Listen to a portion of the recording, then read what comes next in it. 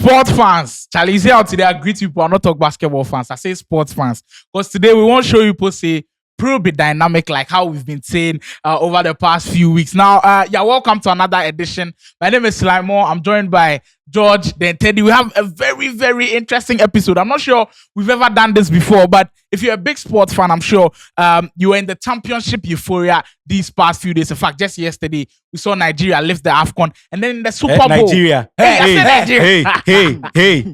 Ivory Coast lift the AFCON. I beg Nigeria, I beg. You know, be any dig at you people. But we saw Ivory Coast lift the AFCON, and then we saw the Kansas City Chiefs pick up the 58th Super Bowl trophy. Very, very interesting one. So we'll go touch on the Super Bowl one small before we go. Teddy, you say you follow the Super Bowl from start to finish. See, from 11 to 4, a day up. Where the sound go over time? Charlie, see, it's immaculate. I go talk. See, Patrick Mahomes be special. If he's down 20, he's down 15, you can bet that he can come back and win. See, then start the game, then it be like in players, then get greasy hands, give the ball to them, then it just pass them a hands inside. Way Niners, then come with some giddy defense, like then they defend hard. If Peddy on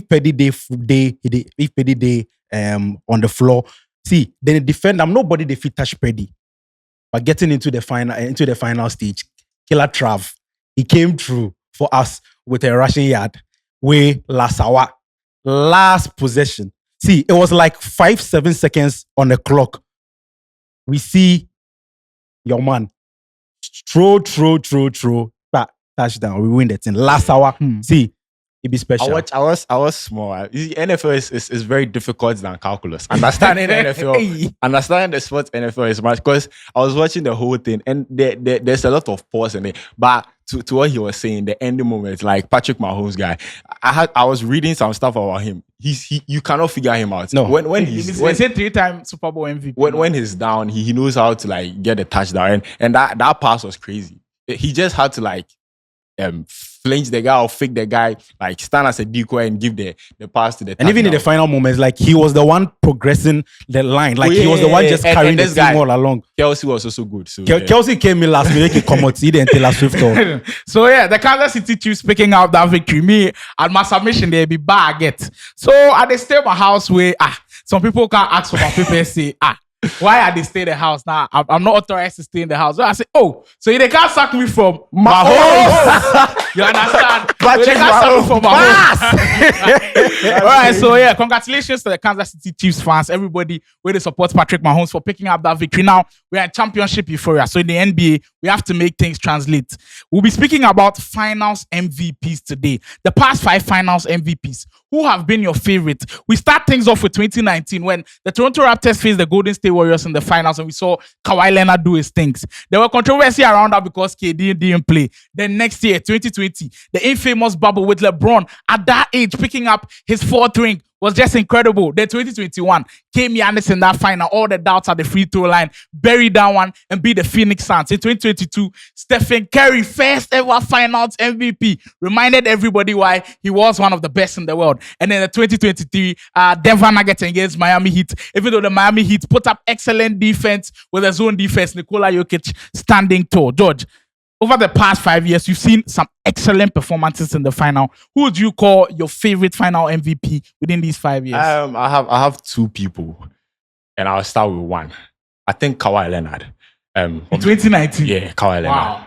You see, when he was traded to the Raptors, people had doubts that there wasn't trade because of his track records with injuries. But he came in.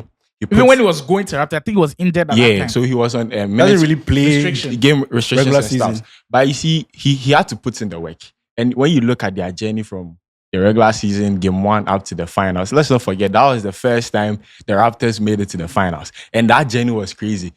First round, Orlando Magic was all about comebacks. They faced Philly. And that game 7 trillion winner from Kawhi Leonard was just, it was like roller coaster. And it was so... It still gives me chills, like with the boy enter, no go enter. I was like, it was crazy. And when you look at the finals, facing a team like the Golden State Warriors, you are going to face Kevin Durant, you're going to face Klay Thompson. The experience alone, you get it. But then people make the argument that Klay Thompson and Kevin Durant were out injured. But see, when you look at what he did, he had everyone playing on top of their game. He was working for this guy, Pascal Siakam, Kyle Lowry, and he wasn't passive in the finals. He was active, putting out numbers there. So I think first I'll go with Kawhi Leonard. Then second, it was shock. But then I think Steph Curry is my favorite finals MVP in that span. When you look at the Warriors team, that journey to the NBA finals in 2022 was like a dormant volcano. We didn't see them coming because 2019 when they lost, all the bookies didn't even have them in the finals. When you look at 2019, they lost to the Toronto Raptors. 2020, KD left. 2020, they didn't make the finals. 2021, and Klay Thompson's injury too. So 2021, they lost in the play-in. 2022 was when he immediately came back. You get it. So it was like the dynasty has ended. But our resurgence was just crazy. Reminding everybody. And their journey was also like nice. In the end, they had to face the team like Dallas Mavericks, Denver and Grizzlies. The second seed Grizzlies, where you are facing a team that has Ja Morant, who was playing at a highest peak. Curry was just active. And when you look at the finals, facing a Boston Celtics team that was coached by Ime Udoka, JT, JB, it was just like a good team. So we all had Boston Celtics, but when you look at what Curry did, he carried the Warriors team.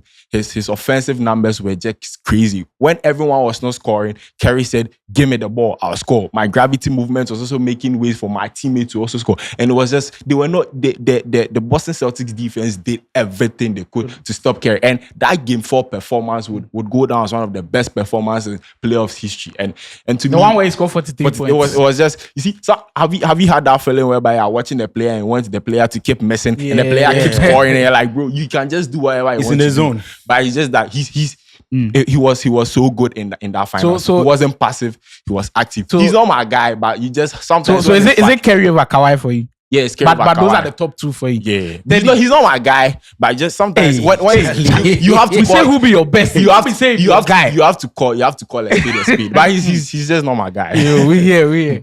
Teddy, within the last 5 years, who would you pick your favorite finals MVP? I'll go with Giannis Antetokounmpo. 2021. Yeah. He came into the league. He has done defensive. He showed us. He won. He has won DPOI. He has won regular season. Then it was just left with winning the finals MVP, the championship and then the finals MVP. And there was this narrative where they were like, "Oh, he's just run and dunk." Like it was so disrespectful because if you watch his game, that's how it started. No. You see, there's the way he plays. It's not nice to watch. It's not appealing to watch. He doesn't give you the show but time. He gets the job but he done. gets the job done. Yeah. Dropping 30 points at night, like carrying the team on his back. Like and as you see, the journey to that place, meeting a team like Brooklyn. Look, when they met Brooklyn, it was like it's done. Like for me personally, the I was Brooklyn like, team had the Super 3 as well. That time there was KD, there was Harden, there was Kyrie. Kyrie went in there. He hit Kyrie. Oh please, injury. It's a contact sport. That lucky because of KD's foot on It's the a line. contact sport, so obviously someone will get hit, and then they put PJ Tucker on Kevin Durant, but still he was still producing. And then with the last shot on the line, he had his foot on the line, and it was Charlie. They just ended it because they could have left. And then zooming into the finals, he went to see the finals, and one of the best blocks I would say in finals. Finals history. That's why he said one. I said one of. I didn't say it was. You they can't talk. I didn't say it was. I said one of. Exactly. One of the best. The best block goes to one of the. Ron on Iguodala. See, that block was so amazing because when he wasn't even the one on 18. 18 was behind him, so the alley hoop went. And then the recovery was so amazing. See, he went up and he got the job done. And he just lifted the spirit of the team. And then they went and then Milwaukee hadn't won an NBA championship for a very long time. And he dropped 50. That was crazy. Look, Giannis just cleared the air and he let us know that his style of play can win us championships. And then I'll talk about Stephen Curry. I also talk about Stephen Curry. Look, when Kevin Durant left, it was like the dynasty has ended. Nothing can come out of them. And Kevin and Stephen Curry going into these finals. Look, no one ever thought that he was going to win. No one ever thought Stephen Curry was going to win. Even bookings, like you said, had him like 1% chance of even making the playoffs. They went there, they didn't even meet small team. They meet Denver Nuggets, the Memphis Grizzlies, and even the Memphis. Look, Memphis looked like one of those teams, but in 2020 bubble, they had this rivalry going. So it was one of the toughest matches. They met a good Dallas team. Dallas was on fire, and then zooming into the finals. You meet a Boston team with a new coach, with new fire, because Boston actually wanted to win, and there was this thing where JT was on fire, but then they just had plans for everyone. They had plans for each and every player, and Steph Curry every time. And I always say this: when Steph Curry sees big boys come to town, he always shows up. He always shows up, and he showed us why.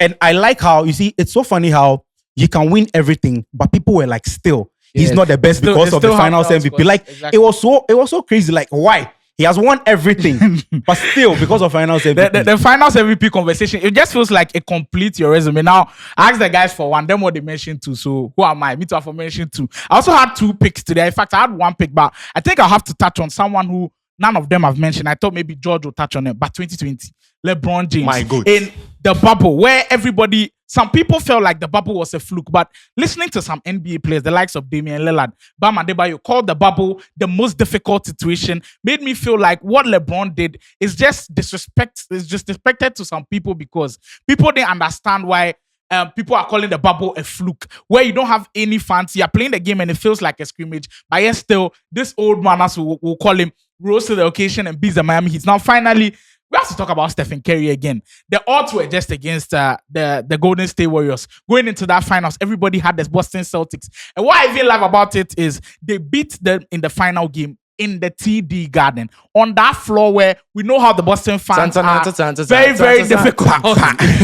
Very, very difficult to do that. But who was your favorite in the last 5 years for the finals MVP? I think you can pick your poison, because Jokic was great. I think Kawhi Leonard was good. Giannis, when he was doubted at the free throw line, was able to prove his doubters wrong. What do you think about that one? Let me know in the comment section who you feel like is the best finals MVP within the past 5 years. So yeah, congratulations to the Kansas City Chiefs once again. And of course, Ivory Coast winning the AFCON. We are in championship season. We can't wait for the playoffs to start. And we'll be here every step of the way. Make sure you subscribe to the channel. Pro Basketball Boys will be back.